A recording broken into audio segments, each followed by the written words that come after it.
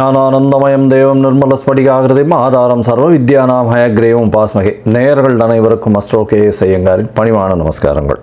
மாதபல் குரோதி வருஷம் பங்குனி மாதம் 2025 மார்ச் 15 முதல் 13/4/2025 வரலும் உண்டான காலகட்டம். பொதுவாகவே மாத பலன் அப்படின்னு சொல்லும் பொழுது இந்த மாதத்தினுடைய கோள் சாரம் என்ன, இந்த மாதத்தில் வரக்கூடிய விசேஷ நாட்கள் என்ன அப்படின்றதையும், உங்களுக்கு எந்தெந்த நாட்கள் சந்திராஷ்டம நாட்கள் அப்படின்றதையும் வச்சு இந்த மாதத்தை சொல்லுவோம். பொதுவாகவே மாத கிரகங்கள்னு சொல்லக்கூடிய சூரியன், செவ்வாய், புதன் மற்றும் சுக்கிரன், இந்த 4 கிரகங்களுடைய மாற்றத்தை வைத்து அதன் அடிப்படையிலேயே இந்த பலன்கள் அமையும். இந்த மாதத்தில் பார்த்தடையானால் கோள்சாரத்தின் பிரகாரம், அதாவது நம்ம சூரியனை தொட்டு வரக்கூடிய மாதத்தை சௌரமான மாதம்னு சொல்லக்கூடியதை நம்ம ஃபாலோ பண்ணுறோம். ஆந்திரா, கர்நாடகா இந்த மாதிரியான ஸ்டேட், அதாவது மாநிலங்கள் எல்லாம் பார்த்திங்கன்னா அவங்க சந்திரமான மாதங்கள் அப்படின்னு சொல்லக்கூடியதை ஃபாலோ பண்ணுறாங்க.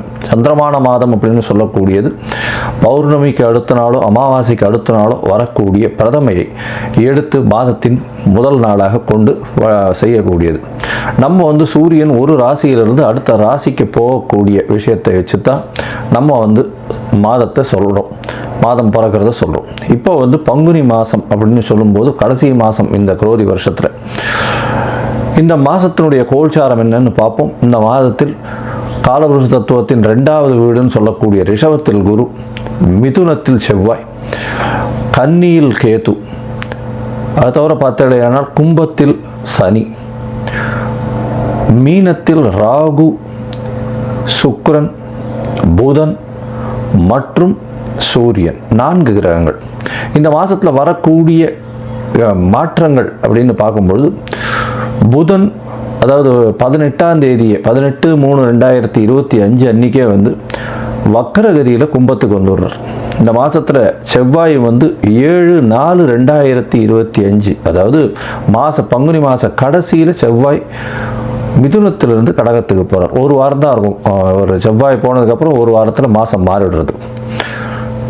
புதன் இந்த மாதத்தினுடைய கடைசி, அதாவது 10/4/2025 அன்னைக்கு அவர் மீனத்துக்கு போயிடுறார்.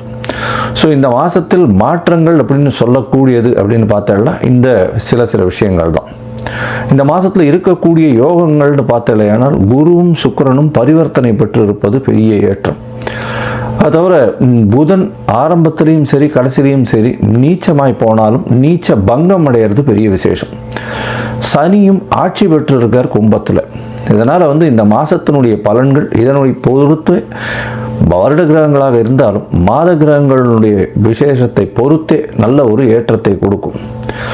சரி, இந்த மாதத்தில் வரக்கூடிய விசேஷ நாள் அப்படின்னு சொல்லக்கூடியது இந்த மாதத்தில் வரக்கூடிய பங்குனி அமாவாசை. பங்குனி அமாவாசைன்னு சொல்கிறது 29/3/2025 அன்னைக்கு சூரியனும் சந்திரனும் ஒரே பாகையில் ஒரே ராசியில் இருக்கும் பொழுது வரக்கூடியது பங்குனி அதாவது அமாவாசைன்னு சொல்கிறோம். 0 டிகிரி சூரியனும் சந்திரனும் இருக்கக்கூடிய காலகட்டம். அதற்கு அடுத்த நாளான பிரதமை தெலுங்கு வருடப்பிறப்பு, அதாவது யுகாதின்னு சொல்லக்கூடியது. தெலுங்கு பேசக்கூடியவர்கள், தெலுங்கு அதாவது ஆந்திரா, கர்நாடகா, தெலுங்கானா இவாள்லாம் இந்த புது வருடம் பிறப்பதாக சொல்லக்கூடியது யுகாதி, அதாவது அமாவாசைக்கு அடுத்த நாளை சொல்லக்கூடியது. தெலுங்கு வருடப்பிறப்பு பெரிய ஏற்றத்தோடு கொண்டாடக்கூடியது. இந்த மாதத்தில் பார்த்தாலேயானால் 7/4/2025, அதாவது 4/4/2025 அந்த அன்னைக்கு சந்தான சப்தமி அப்படின்னு சொல்லக்கூடியது. சந்தான சப்தமி அப்படின்னு பொதுவாகவே வளர்பிறை சப்தமி 7ஆம் நாளை சப்தமி என்று சொல்கிறோம். வளர்பிறையில் பங்குனி மாதத்தில் வரக்கூடியது சந்தான சப்தமி. இந்த சந்தான சப்தமியில் விரதம் இருந்து இருப்பார்களே ஆனால் குழந்தை பிராப்தி ஏற்படக்கூடிய வாய்ப்பு. அதுவும் வெள்ளிக்கிழமையில் வரக்கூடிய சந்தான சப்தமியை கமல சப்தமின்னு சொல்கிறார். வெள்ளிக்கிழமையில் வரக்கூடிய சந்தான சப்தமிக்கு கமல சப்தமின்னு பேர். அந்த கமல சப்தமிக்கு ஒரே விசேஷம் என்ன அப்படின்னா, சூரியன் 7ஆவது நாளில் சப்தமியும் அதாவது பௌர்ணமி நிலவை நோக்கி செல்லக்கூடிய, அதாவது வளர்பிறையில் இருக்கக்கூடிய உங்களுக்கு சந்திரனும் இருக்கிறதுனால சூரியனை வலது கண் என்றும் சந்திரனை இடது கண் என்றும் சொல்கிறோம். அதனால் கண்ணில் பிரச்சனைகள் இருக்கக்கூடியவா அவர்கள் வந்து இந்த சந்தான சப்தமி என்றும் அந்த கமல சப்தமி, அதாவது வெள்ளிக்கிழமையில், இந்த வாட்டி வெள்ளிக்கிழமையில் வருது, அதனால் இந்த கமல சப்தமி அன்னைக்கு 4/4/2025 அன்னைக்கு கடவுளை தியானம் செய்து உபவாசம் இருந்து அந்த சந்தான சப்தமியை கொண்டாடினால் கண்டிப்பாக அவர்களுக்கு கண்ணில் இருக்கக்கூடிய வியாதிகள் பிரச்சனைகள் நிச்சயமாக அகலும். இந்த மாதத்தில் பங்குனி உத்திரம் மிகப்பெரிய விசேஷமான நாள். பங்குனி உத்திரம் அப்படின்னு சொல்லக்கூடியது ஸ்ரீரங்கத்தில் பெரிய விசேஷம், சேர்த்தி சேவையும் ஆகும். இந்த பங்குனி உத்திர நாள் அப்படின்னு சொல்லக்கூடியது 11/4/2025, அதாவது இந்த மாதத்தினுடைய கடைசியில் வருது. இது வந்து ஒரு பெரிய விசேஷம், அதாவது பெருமாளும் தாயாரும் சேரக்கூடிய அந்த ஒரு பெரிய விசேஷம் பங்குனி உத்திர நாள். வைணவர்களுக்கு பெரிய ஏற்றம், அதை தவிர சுப்பிரமணிய கடவுளுக்கு பெரிய ஏற்றத்தை சொல்லக்கூடிய நாளாக பங்குனி உத்திரம் சொல்கிறது. அதுவும் திருமணத்திற்கு உகந்த நாளாக சொல்லக்கூடியது பங்குனி உத்திரம். அதற்கு அடுத்த நாளான 12/4/2025 அன்னைக்கு பௌர்ணமி.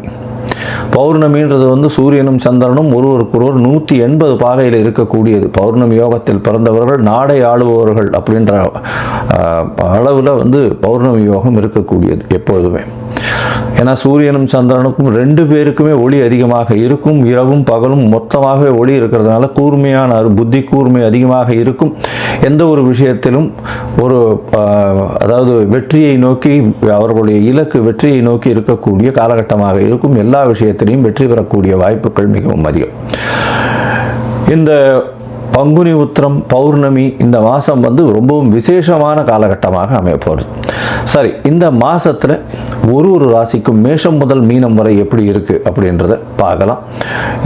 அதுக்கு முன்னாடி என்னுடைய மொபைல் நம்பர் கீழே ஸ்க்ராலிங்கில் வரும். உங்களுக்கு அஸ்ட்ராலாஜிக்கல் கன்சல்ட் தேவைப்பட்டது ஆனால் நீங்கள் எனக்கு ஃபோன் பண்ணுங்க. உங்களுடைய date, time, place of birth, உங்களுடைய பெயர், தாய் தந்தையின் பெயர் இது வரலாம் அனுப்புங்க. என்னுடைய கட்டணம் என்னன்னு சொல்கிறேன். என்னுடைய கட்டணத்தை செலுத்திட்டு அதற்கு உண்டான யூடிஆர் நம்பர் ஷேர் பண்ணுங்க. உங்களுக்கு ஜாதகத்தை போட்டு சந்தி இருக்கான்னு பார்த்துட்டு, அதாவது பாத சந்தி, நட்சத்திர பாத சந்தி, லக்ன பாத சந்தி இதெல்லாம் இருக்கான்றதை முதல்ல பார்த்துட்டு உங்களுடைய ஜாதகத்தை போட்டு அதுக்கப்புறம் அப்பாயின்மெண்ட் தரேன். அதுக்கு ஏற்ற மாதிரி நம்ம அப்பாயின்மெண்ட்டில் பேசலாம். ஏன்னா எனக்கு வரக்கூடிய ஜாதகத்தில் பார்த்தாலேனால் 50லேருந்து 70 விழுக்காடு பர்சன்டேஜ் 50 வயசுக்கு மேலே ஆனவாள்லாம் வந்து இந்த பின்ன நட்சத்திரங்களில் இருப்பா, அதாவது உடைந்த நட்சத்திரங்களில் இருப்பா, புனர்பூசம் 3ஆம் பாதத்தில் இருப்பா. அவள் வந்து புனர்பூசம் 3ஆம் பாதம் அப்படின்னு சொல்லிட்டு மிதுன ராசியை சொல்லிட்டு இருப்பா, ஆனால் கடகராசியில் இருப்பா. அதே மாதிரி மிருகசீரிஷம்னுவா, மிருகசீரிஷம் ரிஷபமா மிதுனமா மாறி இருக்கும். இந்த மாதிரி விசாக நட்சத்திரம் துலாமா இல்லை இது விருச்சிகமான்றது மாறி இருக்கும். இந்த மாதிரியான விஷயங்கள்னால அவளுடைய தசாபுக்தி அந்தரம் சூக்ஷ்மம் எல்லாமே மாறக்கூடிய வாய்ப்புகள் உண்டு. அதை தவிர பார்த்தோம்னா லக்ன சந்தியும் வந்துடுத்துலையானால் இந்த ஒரு லக்னத்துக்கும் ஒரு சுபர் பாவர் அசுபர் இதெல்லாம் இருக்கக்கூடிய வாய்ப்பு. அதனால் இவளுக்கு நல்ல நேரம் நடந்துட்டுருக்குன்னு நினச்சிட்டு இருப்பா, ஆனால் எந்த ஒரு விஷயமும் கைகூடி வராது. அது ஒரு மிகப்பெரிய பிரச்சனையில் போய் விட்டுருக்கும். அதனால் அவளுக்கே புரியாது. முதல்ல வந்து இந்த சந்தி இருக்கான்றதை செக் பண்ணிவிட்டு பார்த்துட்டு ஜாதகத்தை போட்டதுக்கு அப்புறம் தான் உங்களுக்கு நாங்கள் அப்பாயின்மெண்ட் தர முடியும். சரி, இப்போது பங்குனி மாதம் குரோதி வருஷம் மேஷம் முதல் மீனம் வரை 15/3/2025 முதல் 13/4/2025 வரை உண்டான காலகட்டத்தில் எப்படி இருக்குன்றதை ஒன்றொன்னா வருஷப்படுத்தி பார்க்கலாம். விருச்சிகம், விசாகம், அனுஷம், கேட்டை இந்த 3 நட்சத்திரம் 9 பாதங்களை கொண்ட ராசி. ராசியின் அதிபதி அப்படின்னு சொல்லக்கூடியவர் செவ்வாய். ராசிக்கு 8ஆம் இடத்துல இருக்கார். கொஞ்சம் மன கிளேசங்கள் இருக்கும். என்னென்னா என்ன ஒரு விஷயமா இருந்தாலும் என்னடா நடக்குமா நடக்காதான்ற ஒரு பயம் இருந்துகிட்டே இருக்கும். ராசிநாதனே 8ஆம் இடத்துல போனதுனால உடல் நலத்தில் சற்று பின்னடைவு இருக்கக்கூடிய காலம். ஏன்னா உங்களுடைய ராசிக்கு 4ஆம் இடத்துல சனி பகவானும் அர்த்தாஷ்டம சனி நடக்கிறதுனாலும் கொஞ்சம் ஜாகிரதையாகவே இருக்கிறது ரொம்ப நல்லது. உடல் உழைப்பு கொஞ்சம் அதிகமாகவே இருக்கும்.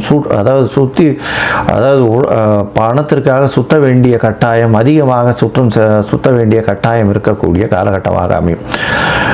இந்த மாதம் பார்த்தாலேயானால் அதாவது 15/3/2025 13/4/2025 வரலும் உண்டான காலகட்டம். அதாவது பங்குனி மாதத்தில் பொதுவாகவே மாத பலன்னு சொல்லக்கூடிய சூரியன், செவ்வாய், புதன் மற்றும் சுக்கிரனுடைய மாற்றங்களை வச்சு மாத பலன்களை சொல்லும்.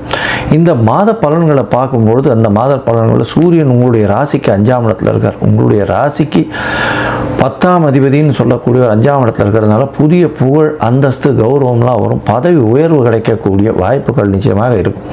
இந்த மாதத்தில் ஒரு பெரிய விசேஷம் என்ன அப்படின்னு பார்த்தாலேயானால், ராசிக்கு 5ஆம் அதிபதியும் 7ஆம் அதிபதியும் பரிவர்த்தனை யோகத்தில் இருக்கார். அதாவது சுக்கிரனும் குருவும் பரிவர்த்தனை யோகம் பெற்று இருப்பது மிகப்பெரிய ஏற்றம். காதல், திருமணம், காதல் வயப்படக்கூடிய வாய்ப்புகள் நிச்சயமாக அமையும். இந்த காலகட்டத்தில் பார்த்தாலேயானால் உங்களுடைய ராசிக்கு சப்தமத்தில் இருக்கக்கூடிய குரு பகவான் மூலியமாக திருமண பாக்கியம் ஏற்படும். முயற்சிகள் எல்லாமே கைகூடக்கூடிய காலகட்டமாக அமையும். தொழிலில் அபரிமிதமான ராஜயோகத்தை கிடைக்கக்கூடிய காலகட்டம். தொழிலில் அபரிமிதமான ஏற்றம் கிடைக்கக்கூடிய வாய்ப்புகள் நிச்சயமாக உண்டு. அதோட பார்த்தாலேயானால் தொழிலில் நிச்சயமான லாபங்கள் இருக்கக்கூடிய காலகட்டமாக அமைய போகிறது. 5ஆம் இடத்தில் இருக்கக்கூடிய சூரியன் நல்ல ஒரு ஏற்றத்தை கொடுக்கக்கூடிய காலகட்டம். அதை தவிர பரிவர்த்தனை யோகம் வேறு சூரியன், சுக்கிரனும் குருவும் இருக்கிறதன் மூலியமாக நல்ல ஒரு ஏற்றம். 7ஆம் அதிபதி 7க்கு 11 அப்படின்னு சொல்லக்கூடிய இடத்துல உச்சம் பெற்றிருக்கிறதுனால பார்ட்னர்ஷிப் தொழிலில் அபரிமிதமான ராஜயோகம் கிடைக்கக்கூடிய காலகட்டம். அதை தவிர பார்த்தோம்னா எதிர்பாலினத்தவர் மூலியமாக நல்ல ஒரு ஏற்றமான செய்தி வரக்கூடிய வாய்ப்புகள் நிச்சயமாக உண்டு. உங்களுடைய முயற்சிகள் எல்லாமே வெற்றி பெறக்கூடிய காலகட்டமாக அமைய போகிறது. இந்த மாதத்தில் பார்த்தாலேயானால் உங்களுடைய ராசிக்கு செவ்வாய் 8ஆம் இடத்துல இருக்கிறதுனால, அவரே 6ஆம் அதிபதி 8ஆம் இடத்துல இருக்கிறது விசேஷம். இருந்தாலும் உடல் நலம் கருதி ஆஸ்பத்திரி வரலும் போயிட்டு வரக்கூடிய வாய்ப்புகள் நிச்சயமாக உண்டு. ஏன்னா வீண் விரயங்கள் கொஞ்சம் அதிகமாகக்கூடிய வாய்ப்புகள் உண்டு. ஏன்னா 6ஆம் அதிபதி 8ஆம் இடத்துல போயிருக்கிறது அந்த அளவு விசேஷம் இல்லை. அது தவிர 8ஆம் அதிபதியும் நீச்சப்பட்டு போயிருக்கிறதுனால கொஞ்சம் சற்று பின்னடைவு ஏற்படக்கூடிய வாய்ப்பு நிச்சயமாக உண்டு. பணம் வரக்கூடிய வாய்ப்புகள் அதிகமாக இருக்கும். ஏன்னா தன காரகன்னு சொல்லக்கூடியவரே 5ஆம் இடத்துல இருக்கார். புதிய முயற்சிகள் எல்லாமே கைகூடக்கூடிய காலகட்டமாக அமைய போகிறது. இந்த காலகட்டத்தில் பார்த்தோம்னா எடுத்த காரியங்கள் அனைத்துமே வெற்றி பெறக்கூடிய வாய்ப்புகள் உண்டு. 10ஆம் இடத்தின் அதிபதியும் 5ஆம் இடத்துல பெரிய ஏற்றத்தில் இருக்கிறது பெரிய விசேஷம். புதிய பதவி, புகழ், அந்தஸ்து, கௌரவம்லாம் வரக்கூடிய வாய்ப்புகள் நிச்சயமாக உண்டு. இதை தவிர பார்த்தீங்களேனால் உங்களுடைய ராசிக்கு 4ஆம் இடத்துல இருக்கக்கூடிய சனியின் மூலியமாக சிறு சிறு தொல்லைகள் உங்களுடைய தாய்க்கும் வரக்கூடிய வாய்ப்புகள் நிச்சயமாக உண்டு. தந்தையின் உடல்நிலையில் நல்ல ஒரு ஏற்றம் இருக்கக்கூடிய வாய்ப்புகள் கண்டிப்பாக இருக்கும். ராசியே குரு பார்க்கறதுனால உங்கள் உடல்நிலையில் சற்று முன்னேற்றம் இருக்கும். இருந்தாலும் மன கிளேசங்கள் கொஞ்சம் அதிகமாக இருக்கக்கூடிய காலகட்டமாக அமைய போகிறது.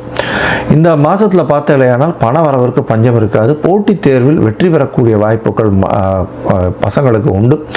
இருந்தாலும் போட்டித் தேர்வில் பார்த்தோம்னா இருக்கிற இடத்த விட்டு வெளியில் போய் படிக்கக்கூடிய பாக்கியம் நிச்சயமாக உண்டு. வெளிநாடு சென்று படிக்கக்கூடிய பாக்கியங்கள் நிச்சயமாக இருக்கும். போஸ்ட் கிராஜுவேஷன் வெளிநாடு போய் படிக்கணும்னு நினைக்கிறவர்களுக்கெல்லாம் கண்டிப்பாக இருக்கக்கூடிய காலகட்டம். இந்த மாதத்தில் பார்த்தாலேயானால் உங்களுடைய ராசிக்கு எடுத்த காரியங்கள் எல்லாமே வெற்றி அடையும். இருந்தாலும் சில நாட்கள் கொஞ்சம் தள்ளி போடுறது நல்லது. அந்த சில நாட்கள்னு சொல்லக்கூடிய சந்திராஷ்டம நாட்கள். இந்த சந்திராஷ்டம நாட்களில் எந்த ஒரு விஷயத்தையும் புதுசாக எடுக்க வேண்டாம். எடுத்தால் பிரச்சனைகள் வரக்கூடிய வாய்ப்புகள் உண்டு. புதிய முயற்சி வேண்டாம். வெளியூர் வெளிமாநில பிரயாணம் வேண்டாம்னு சொல்கிறோம். ஒருவேளை பண்ண வேண்டி இருந்ததேயானால் சந்திரனுக்கு உண்டான எளிய பரிகாரம் செய்யக்கூடிய வாய்ப்பின் மூலியமாக நிச்சயமாக ஏற்றம் கிடைக்கும். சந்திரனுக்கு உண்டான எளிய பரிகாரம்னு சொல்கிறது பக்கத்தில் ஒரு தண்ணீர் பந்தல் வைங்க. அது ஒரு நல்லது. இப்போ வெய்ய காலம் வேறு. அது தவிர பார்த்தாலேயானால் அருகில் இருக்கக்கூடிய விநாயகருக்கு ஒரு 4 குடம் தண்ணியில் அபிஷேகம் பண்ணிட்டு வாங்க. நல்ல ஒரு ஏற்றம் கிடைக்கக்கூடிய காலகட்டமாக அமையும். இந்த மாதத்தில் உங்களுக்கு வரக்கூடிய சந்திராஷ்டம நாள்னு சொல்லக்கூடியது 3/4/2025 5/4/2025 வரலும் உண்டான நாட்கள். இந்த நாட்களில் புதிய முயற்சி வேண்டாம். வெளியூர் வெளிமாநில பிரயாணம் வேண்டாம்னு சொல்கிறோம். ஒருவேளை பண்ண வேண்டிய கட்டாயம் இருந்ததுன்னா சந்திரனுக்கு உண்டான சொன்ன எளிய பரிகாரத்தை பண்ணிக்கோங்க. மொத்தத்தில் பார்த்தீங்கன்னா விருச்சிக ராசிக்காரர்களுக்கு நல்ல ஒரு ஏற்றம். திருமண பாக்கியம் வந்தாச்சு. முயற்சிகள் அனைத்தும் வெற்றி பெறும். குழந்தை பிராப்தி ஏற்படக்கூடிய பாக்கியம். புதிய தொழில் அமையக்கூடிய வாய்ப்பு. செய்யக்கூடிய தொழிலில் நல்ல ஒரு ஏற்றமும் உச்சமும் அடையக்கூடிய வாய்ப்பு. தொழிலில் பார்த்தீங்கன்னா நல்ல ஒரு லாபம் கிடைக்கக்கூடிய வாய்ப்பு இருக்கக்கூடிய காலகட்டம்.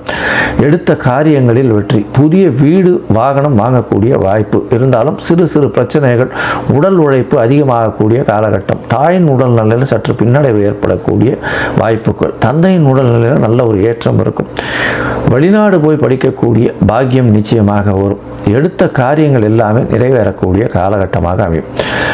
நீங்கள் அருகில் இருக்கக்கூடிய, அதாவது செவ்வாய் பகவான்னு சொன்னாலே முருகனுக்கு சொல்லுவாங்க, முருகன் கோவிலுக்கு போயிட்டு வர்றது நல்ல ஒரு விசேஷம். முருகனுக்கு போய் ஒரு மஞ்சள் வஸ்திரம் தானம் கொடுக்கறதும் நெய் தீபம் ஏற்றிட்டு வர்றதும் நல்ல ஒரு ஏற்றத்தை கொடுக்கும்.